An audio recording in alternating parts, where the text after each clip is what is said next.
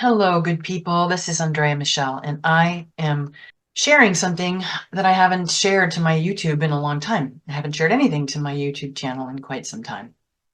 And it just arose for me a month or so ago that I wanted to do a video on the Ceres nodal return, which takes place on June 5th, as you can see here, of this year, one day after the Venus-Sun conjunction, the superior conjunction, which marks the midpoint of the 19-month Venus cycle, the Leo Venus cycle that we are currently in.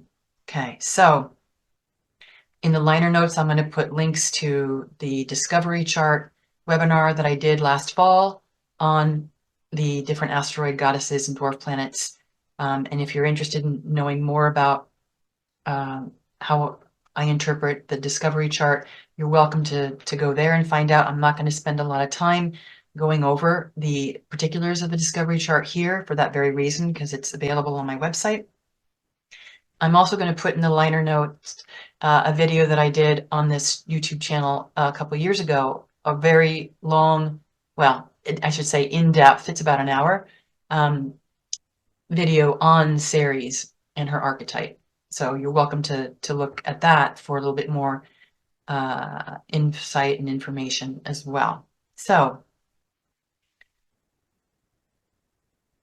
the nodal return is, or any nodal return, is when the transiting nodes meet up with the nodes of a birth chart, right? In this case, this isn't a birth chart so much as it's a discovery chart, but essentially a discovery chart of an asteroid or a planet or whatever is like the birth of that aspect of our psyche in our consciousness in a more accessible way.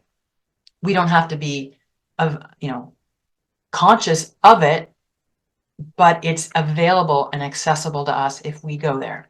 Okay, so in 1801, in January 1st, at the discovery of Ceres, she became quote unquote birthed in our collective psyche. Okay, and I work very strongly with the four main asteroid belt, feminine asteroids, and in this case, Ceres is a dwarf planet, because I feel like to not include them is folly, because they're right there. They're in between Mars and Jupiter. And again, my website has a lot of information and access to what I feel is their roles in our psyche as interpsychic bridges between the personal Mercury, Venus, and Mars, and the social Jupiter and Saturn and all that. So again, not going into too much detail around that, but I still feel, I hope that this is going to be a really juicy thing for you to contemplate, because I'm going to share a little bit about what I see the potential in this chart is for us. For those of us who actually have an interest in Ceres, who might have Ceres strong in our charts natally, who are just interested in what this new emergent archetype is for us and how we can work with her, because I feel Ceres is very, she's making herself known. As I have stated before, back in January of 2020, when there was that big conjunction between the Sun, Pluto, and Saturn, and Mercury at 22 degrees Capricorn, Ceres was right there at the same degree with all of them. But because there aren't a lot of astrologers that work with these goddesses, it went unnoticed, but not by me. I feel like that's where the power and potency of reclaiming this deeper current of feminine wisdom is accessible to us now through Ceres if we choose to work with her. Okay? So I'm not going to go through each of these line by line, but I will make a note here that when you see these two forward slashes here, or when you see contra forward slashes, this has to do with the relationships of these planets by declination. And in brief, planets in relationship by declination mean they are in relationship vis-a-vis the celestial equator, which is the Earth's equator projected into space. Now, I work with the celestial equator as like the solar plexus and hara of the Earth, and how and where we are, how we become situated as children, as extensions of the earth through our hara in our solar plexus. Okay, so it's literally how we tap into our inner nature, our inner environment, our emotions, our feelings, our sensations, our shadow elements, our hidden things that are more hidden. Okay, so I really, really use declinations a lot, both in personal natal chart readings and in these type of, event readings. So now I also want to make note that I have put the ephemeris chart here. If anybody's interested in having a look here, you can see who's out of bounds and their relationships and so on. Okay, you'll be able to download these slides also, so you can have them to refer to and contemplate with after this video is complete. All right, but for now, I'm just going to go ahead and speak a little bit to the overall themes, like cohering all of these things together into some statements, some sentences, and some themes for you to potentially work with if you choose. Being nourished from our connection with our essential nature is necessary for psychological integrity. Saffron Rossi writes in her book, The Kore Goddess, I'm paraphrasing, that being sourced from within, our connections with others then are birthed from a place of open curiosity rather than from expectation or neediness. And forming and fostering this inner connection is how we learn to naturally mother or parent ourselves. Ceres is often noted as a modern and co-ruler of Cancer and Virgo. So Ceres in this chart is very much teaching us a way to get to parent and mother ourselves. Ceres is the only god or goddess to become human for a time. I cannot emphasize that enough. And every time I speak about Ceres, I bring that to the fore because that's so incredible to me. And this is one of the reasons for her strong influence for us moving forward. She understands human suffering and loss. And in the myth, once she allows herself to completely surrender and move, that she cannot change the fact that her daughter was abducted, her daughter Persephone being an aspect of herself. When she allows herself to surrender and move through her emotions to access her deeper wisdom, feelings, and therefore power, she is rebirthed from the stream of her essential nature. Deeply buried here, as indicated in the chart, out of bounds, south, in the depths of our feeling nature, in the depths of our soma, in the lower chakras. Then, as she's rebirthed, she becomes the Kore. The Kore is, according to Saffron Rossi, and I'll put a link to that book also in the liner notes, the essential component of the innocence and virginal aspects of our feminine psyche that are complete unto themselves. It is the aspect of ourselves that does not need the outside to feel complete. So when Ceres is rebirthed, Demeter is rebirthed, she becomes the Kore, her daughter, and her psyche is integrated as maiden, Kore, mother of the Kore, and crone, because now she has this lived experience, this lived wisdom experience because of what she lived through and came through because as a result of her surrendering to life as it is, so she could emerge more deeply from the suffering into its teaching. She becomes maiden, mother, and crone, having lived through and integrated the wisdom of loss and the renewal that follows. Remember, Ceres retrograde, meaning turned in, and the asteroid Persephone are both out of bounds south, this deep current of our essential nature. Being square the node, Ceres retrograde is also between future and past, which is, what's that? The present.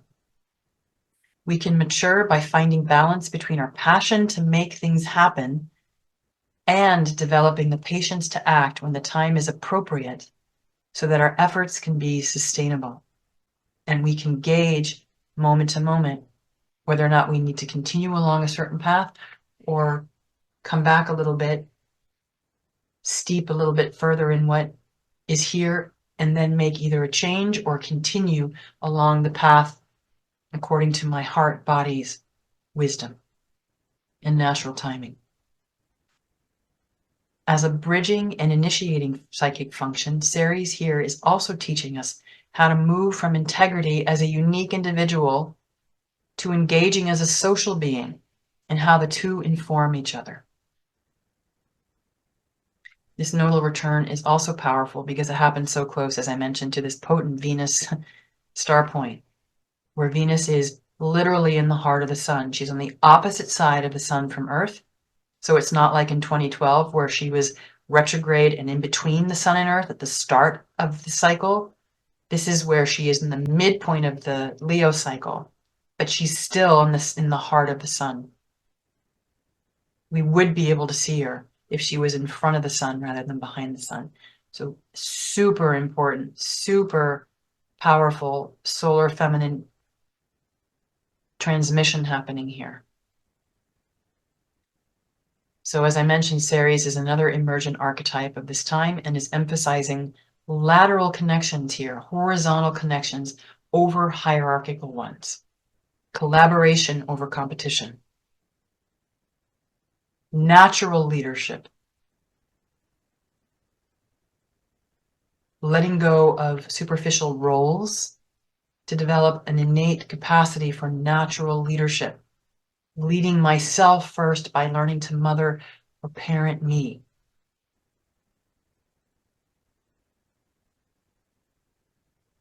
Neptune in this nodal return chart is exactly on the discovery chart Mars and Venus point. And why is this important? Because Mars and Venus are the nodal rulers, right? And they're in a square in the discovery chart.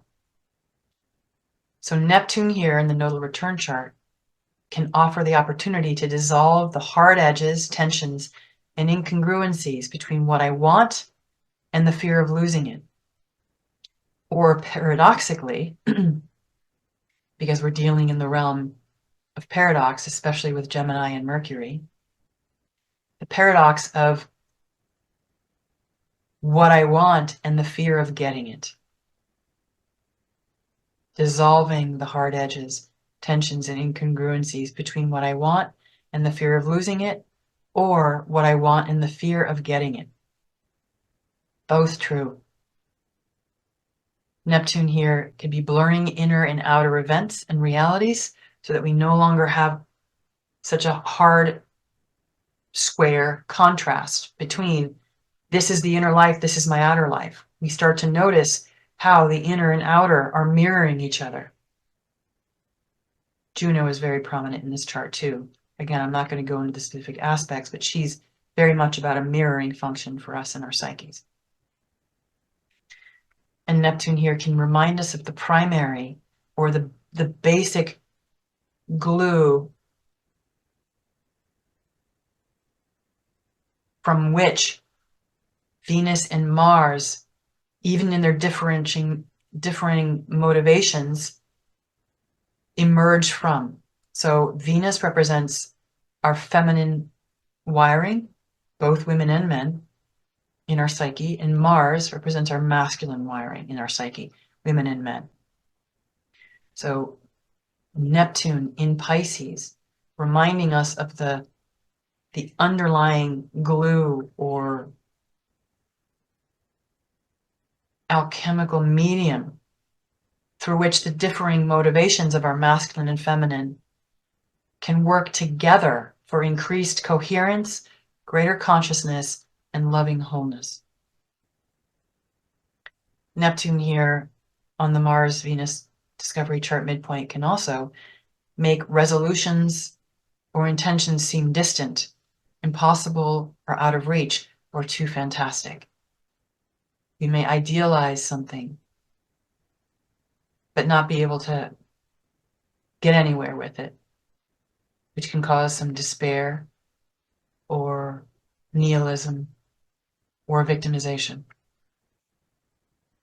With Pluto retrograde in Aquarius in this chart, which is the sign that Venus is in the discovery chart, the South Node ruler, and with Venus and the Sun at the start of her transmutation phase here at the nodal return, I feel this is indicating how love itself is the powerful evolutionary engine that bridges the gap between self and other, and between both hemispheres of the brain. We have Mercury and Jupiter together here. Mercury rules, is the dispositor of Jupiter, Venus, and the Sun here in this chart, because Mercury is in its own sign of Gemini, very much at home. And again, Gemini, the sign of paradox, of duality, but also where duality becomes malleable, transitional, paradoxical, where love itself becomes a powerful evolutionary engine, bridging the gap between logic and logos, left and right hemispheres of the brain, where they can work together and not be at odds with each other. The more masculine function of the left brain and the more traditionally feminine function of the right. Neptune is also smoothing that over here, potentially. So I'm going to end now with these two statements that I feel are sort of a summary of this chart, this potential. When I choose love in the face of the unknown, especially when love is unknown to me, love has me covered. When love is unknown to me, what does that mean? When I don't have a preconceived somatic, emotional response to what love should feel like, and I allow love to emerge of what it is on its own, I allow the wisdom, intelligence, and just isness of love to permeate me, to show me what it is, without any unconscious projections on, I can love this person, I can't love this person, where love is conditional. How I know love feels like in my body, how I know love doesn't feel like in my body.